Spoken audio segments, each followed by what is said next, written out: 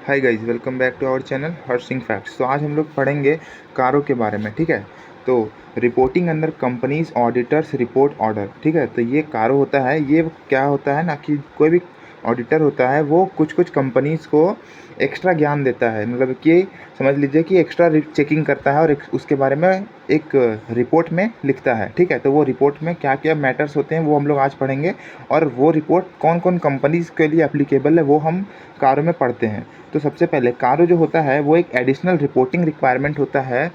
ठीक है, लेकिन ये अप्लाई नहीं होता है किस पे, कंसोलिडेटेड फाइनेंशियल स्टेटमेंट पे। लेकिन इसका भी एक एक्सेप्शन है, मतलब कि कारो जो है वो कंसोलिडेटेड फाइनेंशियल स्टेटमेंट में भी अप्लाई होगा, क्लॉज नंबर 21 में। ओके, तो ये आपको क्लॉज नंबर 21 जब मैं पढ़ाऊंगा तब मैं आपको दोबारा से बता दूंगा। ठीक है, तो ऐसे आप जनरली समझिए कारो अप्लाई होता है सारे कंपनीज़ पे, इंक्लूडिंग फॉरेन कंपनी। लेकिन वो banking company, insurance company, section 8 company, 1% company, small company और प्राइवेट कंपनी में अप्लाई नहीं होता है। प्राइवेट कंपनी में भी वो कंपनी जो छोटी है, छोटी मतलब क्या, जैसे कि वो किसी भी पब्लिक कंपनी का होल्डिंग सब्सिडरी नहीं होना चाहिए, उसका पेड अप शेयर कैपिटल जो है और रिजर्व एंड सरप्लस वो 1 करोड़ से जो है वो कम होना चाहिए। ठीक है, बोर्विंग जो है बैंक्स या फाइनेंशियल इंस्टीट्यूशन से वो 1 करोड़ से कम होना चाहिए। ठीक है, किसी भी समय 1 साल में। फिर रेवेन्यू जो है यानी कि टर्नओवर उसका एक तरह से वो 10 करोड़ से कम होगा, तो फिर हम लोग जो है वो मान लेंगे कि भाई आप पे कारों का रिपोर्टिंग रिक्वायरमेंट नहीं लगेगा। ठीक है, और ये जो रेवेन्यू है, रेवेन्यू में हम लोग डिसकंटिन्यूइंग ऑपरेशन का भी पैसा को इंक्लूड करते हैं रेवेन्यू काउंटिंग में। अब चलिए समझते हैं कि कारों में जो क्लॉजेज हैं वो क्या क्या बोलते हैं। ठीक है, तो कारों में टोटल 21 क्लॉज हैं, 2 पैराग्राफ हैं। तो जो पैराग्राफ नंबर 3 है ना, यहाँ से समझिए, जो पैराग्राफ नंबर 3 है उसमें जो है वो 21 क्लॉज हैं, और 21 क्लॉज में से हम लोग 21 को 21 पढ़ने वाले इस वीडियो में। पहला क्लॉज बोलता है पीपीई के बारे में, प्लांट प्रॉपर्टी इक्विपमेंट। ये बोलता है कि कंपनी को प्रॉपरली रिकॉर्ड करना पड़ेगा पीपी और इंटेंजिबल एसेट को। ठीक है, उसका क्वांटिटेटिव डिटेल और उसका सिचुएशन कि कहाँ पर वो स्थित है। फिर पीपी जो है उसको फिजिकली वेरीफाई करना चाहिए मैनेजमेंट के द्वारा रीजनेबल इंटरवल में। ठीक है, कोई डिस्क्रिपेंसी मिलता है तो हमें उसे प्रॉपरली डील करना पड़ेगा। ठीक, फिर इमूवेबल प्रॉपर्टी का जो टाइटल डीड होता है कि वो कंपनी के नाम में है या नहीं, अगर नहीं है तो हमें कुछ कुछ डिटेल बताने पड़ेंगे। ओके, जैसे कि कंपनी जो है वो प्रॉपर्टी को कब से हेल्ड करके रखा हुआ है। ठीक है, और कंपनी जो है वो, ये देखिए यहाँ से मैं समझाता हूँ आपको। जो इमूवेबल प्रॉपर्टी है उसका टाइटल डीड कंपनी के नाम में होना चाहिए, अगर नहीं है तो हमें description, gross carrying value, held जो है वो कब से है, प्रमोटर का रिलेटिव और उसका डायरेक्टर हो गया, डायरेक्टर का एम्प्लॉय या रिलेटिव, ये लोग अगर उस प्रॉपर्टी को हेल्ड किया हुआ है तो उसका नाम, फिर पीरियड हेल्ड और रीज़न। ठीक है, आप चलिए आगे समझते हैं कि अगर इमूवेबल प्रॉपर्टी में अदर देन प्रॉपर्टीज़ जो हम लोग लीज़ पे दिए हैं, ठीक है, तो लीज़ एग्रीमेंट हम लोग को चेक करना होगा कंपनी के फेवर में है या नहीं, और इसके बारे में रिपोर्ट करना होगा। तो पहले हम लोग ए समझ गए, बी समझ गए, बी में क्या था, ये वाला था बी में। ठीक है, कि उसको फिजिकली वेरीफाई किया गया है कि नहीं मैनेजमेंट के द्वारा रीजनेबल इंटरवल में, और कोई डिस्क्रिपेंसी मिली है तो उसको प्रॉपरली डील किया गया है या नहीं। ठीक है, चलिए मैं आपको अब आगे ले चलता हूँ। ठीक है, अब देखिए यहाँ पे कंपनी रीवैल्यू किया है पीपी और इंटेंजिबल एसेट को, जिसका राइट टू यूज़ जो है इन सब का क्या हुआ, रिवैल्यूएशन हुआ है। रिवैल्यूएशन किसके द्वारा होना चाहिए, रजिस्टर्ड वैल्यूअर के द्वारा।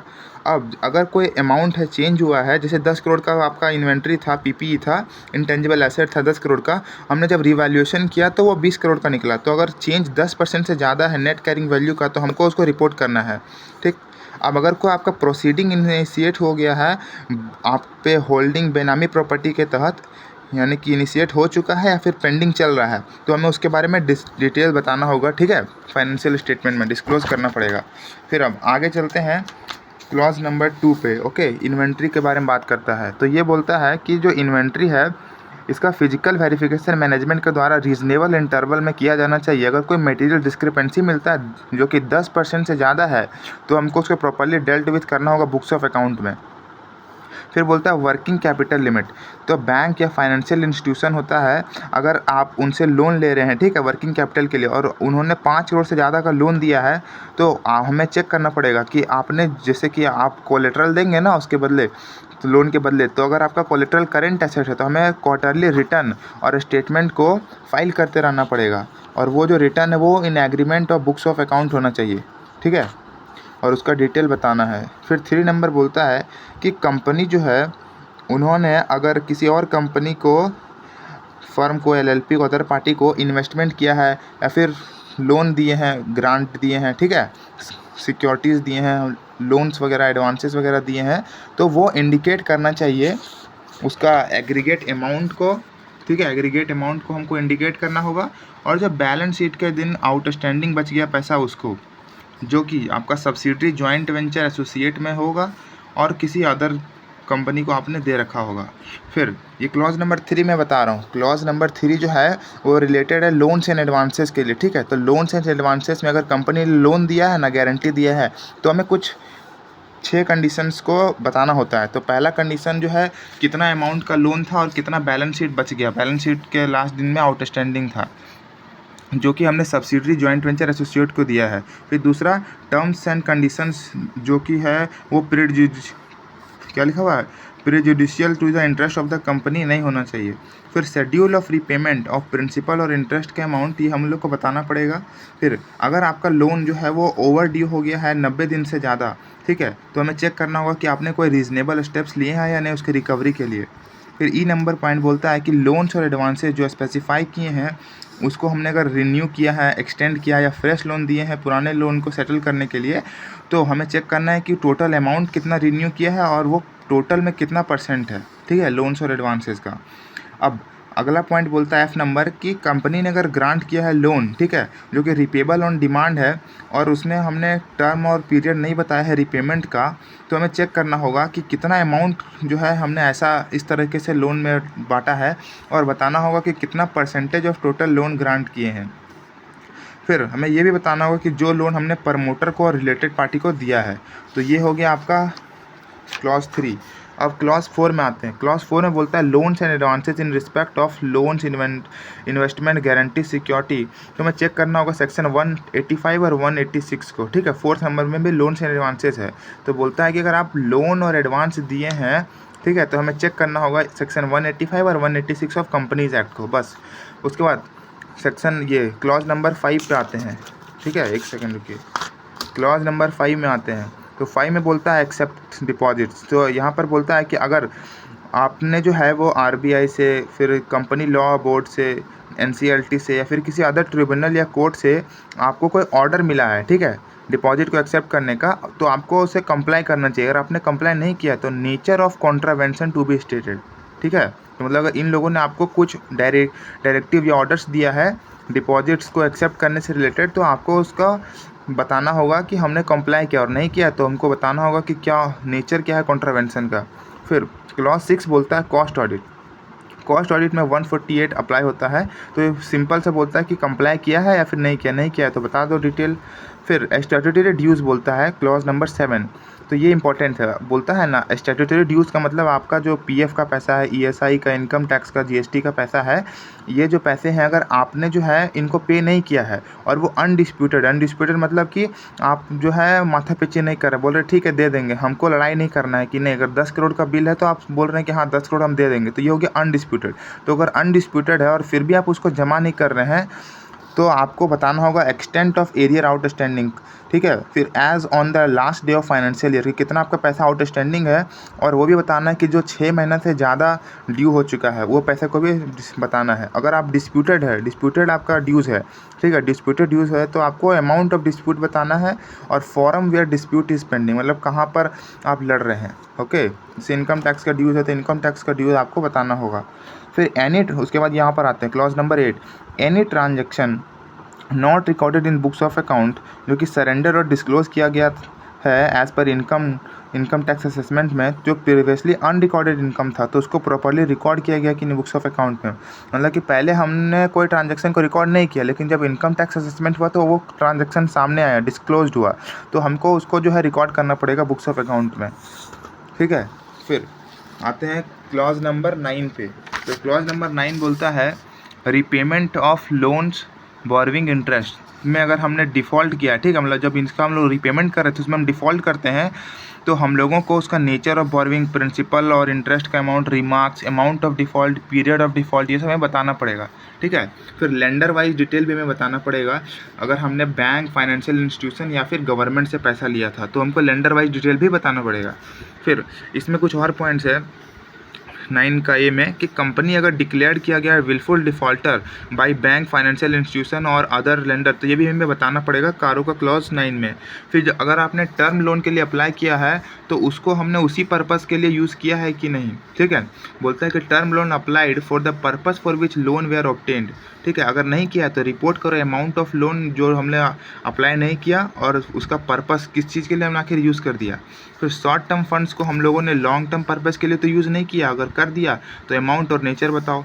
फिर डी नंबर बोलता है कि कंपनी जो है उसने फंड लिया था फ्रॉम एंटिटी या पर्सन से टू मीट इस obligation of subsidiary joint venture associate, ठीक है। तो हमें जो है वो उसका नेचर और अमाउंट बताना पड़ेगा। मतलब आपने लोन ले लिया कंपनी ने ताकि आप अपना सब्सिडरी का, एसोसिएट का, जॉइंट वेंचर का ऑब्लिगेशन को पे कर सके, ठीक है। तो ये तो गलत बात है, तो इसके बारे में भी हमें रिपोर्ट करना पड़ेगा, ठीक है। फिर ऐसा भी हो सकता है कि कंपनी ने लोन लिया, ठीक है, कंपनी में खुद लोन लिया लेकिन सिक्योरिटी किसका दे दिया, अपना ही सब्सिडरी, एसोसिएट और जॉइंट वेंचर का। अगर ऐसा कंपनी ने किया तो हमें रिपोर्ट करना पड़ेगा company has defaulted in repayment of such loan, ठीक है। तो ये हमें बताना पड़ेगा रिपोर्ट में।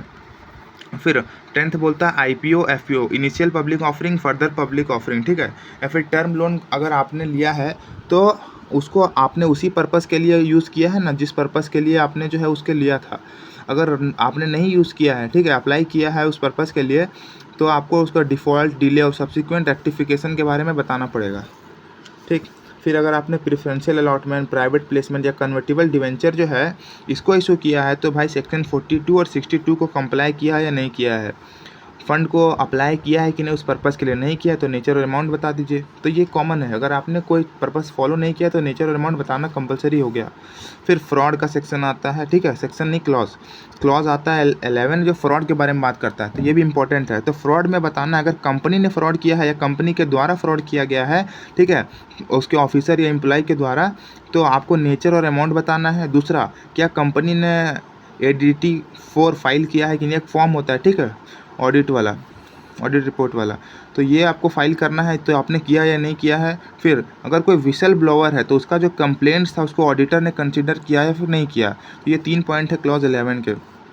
क्लॉज 12 में बोलता है निधि कंपनी, अगर निधि कंपनी है तो उसने निधि रूल्स कंप्लाई किए हैं या नहीं। तो निधि कंपनी जो है वो रूल्स कंप्लाई करने चाहिए। रूल्स में पहला बोलता है कि net owned fund by deposits का रेशियो 1:20 होना चाहिए। दूसरा, अगर आपका जो है वो अनइनकम्बर्ड टर्म डिपॉजिट, अनइनकम्बर्ड का मतलब होता है कि उसमें कोई चार्ज नहीं है, ठीक है, कोई चार्ज उस पर क्रिएट नहीं किया गया है, मतलब कि गिरवी नहीं रखा गया है उस टर्म डिपॉजिट पे, तो 10% जो है वो अनइनकम्बर्ड टर्म डिपॉजिट को आपके पास रखा होना चाहिए। 10 करोड़ का आपने अगर लोन लिया है तो उसका 10% यानी कि 1 करोड़ रुपये आपको अपने पास डिपॉजिट के तौर पर रखा होना चाहिए। फिर अगर आपने कोई डिफ़ॉल्ट किया है पेमेंट में, इंटरेस्ट और रिपेमेंट का, तो वो भी हमें बताना पड़ेगा। अब आते हैं रिलेटेड पार्टी ट्रांजैक्शन में, तो ये क्लॉज नंबर हो गया आपका 13, ठीक है। 12 क्या था, निधि कंपनी। 11 था फ्रॉड। 10 था IPO FPO और प्रेफरेंशियल अलॉटमेंट वगैरह। चलिए 13 पे आते हैं। 13 है रिलेटेड पार्टी ट्रांजैक्शन, तो इसमें होता है 177, 188 और AS 11 को आपको फॉलो करना है। फिर ये हो गया आपका कौन सा 14 में बोलता है अगर आपके कंपनी में इंटरनल ऑडिट सिस्टम है तो वो कमेंसरेट हुआ है with nature size of business. Commensurate का मतलब कि आप ये कुछ समझ के, मतलब कि अपने हिसाब से, ठीक है, आपने नेचर साइज वगैरह देखा और उस हिसाब से आपने जो है वो अपना इंटरनल ऑडिट सिस्टम लगाया। मतलब कि हो सकता है आपका कंपनी छोटा और आपने महंगा वाला इंटरनल ऑडिट सिस्टम लगा लिया, तो वो मूर्खता होगा। तो आपको इंटरनल ऑडिट सिस्टम कमेंसरेट करना है उसके नेचर साइज ऑफ बिजनेस को देख के, फिर रिपोर्ट करना है इंटरनल ऑडिटर को कंसीडर करते हुए स्टैट्यूटरी ऑडिटर को, ठीक है। जैसे कि आपका जो इंटरनल ऑडिटर है उसको जो है उसने जो भी गलतियां की है, जो भी उन्होंने फाइंडिंग्स किया है, तो उसको स्टैट्यूटरी ऑडिटर को भी समझना चाहिए। फिर नॉन कैश ट्रांजैक्शन 15 में बोलता है नॉन कैश ट्रांजैक्शन के बारे में। तो अगर नॉन कैश ट्रांजैक्शन डायरेक्टर या कनेक्टेड पर्सन ने किया है तो सेक्शन 192 कंप्लाई किया है फिर नहीं किया, बस इतना ही होता है, ठीक है। ये वाला पार्ट एक्स्ट्रा है, ये ज्ञान की बातें हैं। तो आपको एग्जाम में इतना लिखना है, नॉन कैश ट्रांजैक्शन अगर आपने किया है तो 192 को कंप्लाई किया है या नहीं। फिर NBFC अगर कंपनी है तो वो रजिस्टर्ड है कि नहीं, section 45 IA of the RBI act. दूसरा, उसको वैलिड रजिस्ट्रेशन ऑब्टेन हुआ है या फिर नहीं हुआ है। फिर क्या कंपनी जो है वो कोर इन्वेस्टमेंट कंपनी है, तो है अगर, तो उसको क्या लिखा हुआ क्राइटेरिया उसको फुलफिल हुआ है कि नहीं।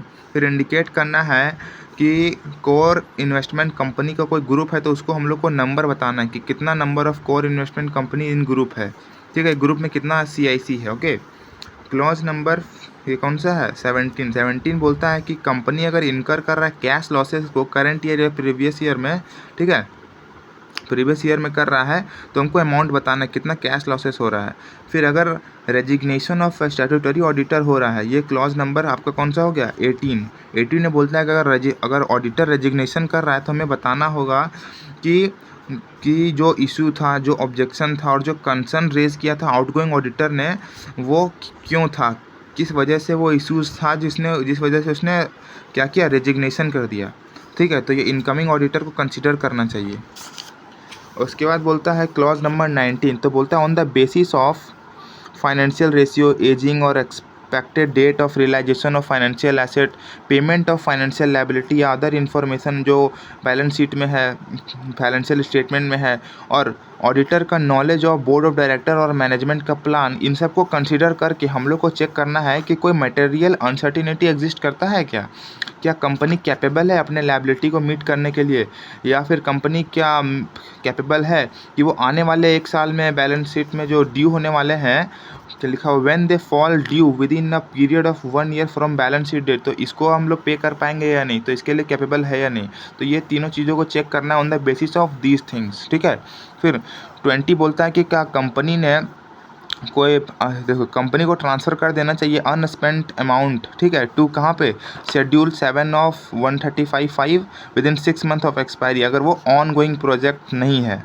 ऑन गोइंग प्रोजेक्ट नहीं है मतलब कि रुका हुआ प्रोजेक्ट है, रुका हुआ प्रोजेक्ट का पैसा जो है वो unspent amount of schedule 7 of section 135 sub section 5 में 6 महीना के अंदर फाइनेंशियल स्टेटमेंट का बंद होने के आपको क्या करना है, जमा कर देना चाहिए। अगर आपका ऑन गोइंग प्रोजेक्ट है मतलब कि प्रोजेक्ट अभी चल रहा है तो स्पेशल अकाउंट में ये 135 सब सेक्शन 6 में जमा कर देना है, ओके, स्पेशल अकाउंट में इसके तहत।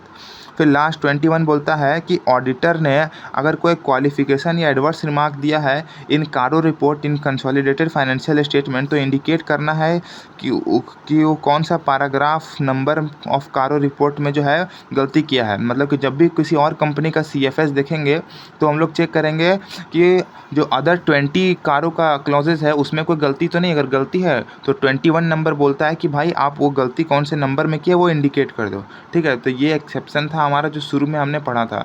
तो ये कारो जो है उसका पैराग्राफ 3 ख़त्म हो जाता है। और पैराग्राफ 4 में छोटा सा चीज़ बोलता है, पैराग्राफ 4 बोलता है कि जो भी रीज़न या basis to be stated for unfavourable qualified answer है वो हम लोग को बताना होगा। मतलब कि ये जैसे कि अगर हमने पैराग्राफ 3 में जितने क्लॉजेस पढ़े उसमें कोई गलती होता है, ठीक है, मतलब कि जो भी हमने कंक्लूजन पे रीच किए हैं वो इसके लिए कोई हमारे पास डॉक्यूमेंट होना चाहिए ना। कोई अनफेवरेबल या क्वालिफाइड आंसर जब हम लोग देते हैं तो उसके पीछे हम लोग के पास बेसिस या रीज़न होना चाहिए कि क्यों हमने दिया। अगर नहीं है, एक्सप्रेस नहीं कर पा रहे रीज़न को, तो हम लोग को मैटर बताना पड़ेगा क्यों नहीं एक्सप्रेस कर पा रहे हैं और उसका रीज़न बताना पड़ेगा, ठीक है। तो ये हो गया टोटल कारो का ख़त्म। Thank you guys, please subscribe जरूर करिएगा। Bye bye.